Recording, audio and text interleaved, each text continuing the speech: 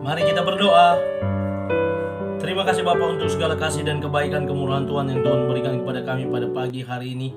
Kami boleh bangkit dari tempat tidur kami. Itu semua karena kemurahan Tuhan. Sebelum kami melanjutkan aktivitas kami mau bersekutu dengan Tuhan, berdoa, memuji muliakan nama Tuhan, dan salah satunya mendengarkan kebenaran firman Tuhan melalui channel YouTube ini. Berbicara bagi kami Tuhan, karena kami telah siap untuk mendengarkan kebenaran firman Tuhan. Dalam nama Yesus kami sudah berdoa dan mengucap syukur. Amin. Shalom ibu bapak saudara terkasih dalam nama Tuhan kita Yesus. Semangat pagi. Bertemu kembali di channel Rionando Butar-Butar dalam khotbah 5 menit aja toko 5 untuk renungan harian. Renungan pada hari ini saya ambil dari kitab Yehezkiel pasal 34 ayat yang ke-22. Demikian kesaksian firman Tuhan.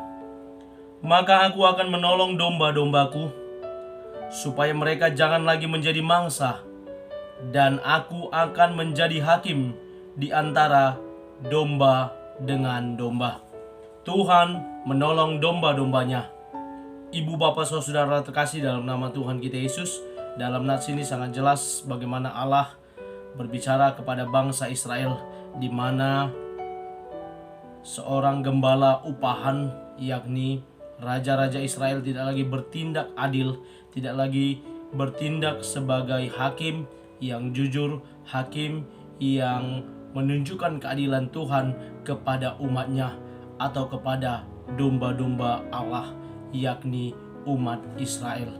Dan pada saat itu kita melihat bagaimana keadaan orang-orang Israel yang dalam keadaan sulit, di mana hal itu dipersulit kembali dengan kebijakan yang tidak baik dari pemimpin Israel, sehingga hal yang tidak baik itu juga berlaku kepada masyarakat.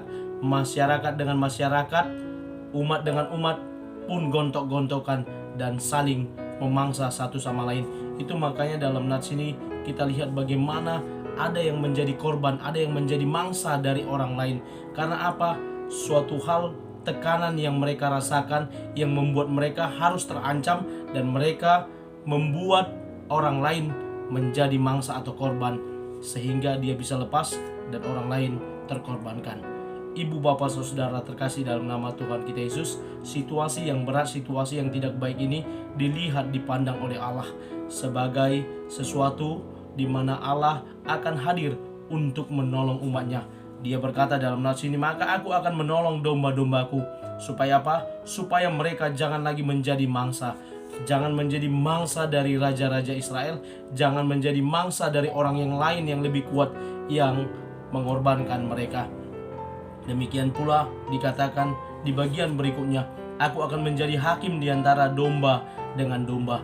Tadi saya katakan sesama domba pun mereka sudah saling gontok-gontokan, sesama umat pun mereka sudah saling menekan, saling mengintervensi, dan saling menguasai satu sama yang lain.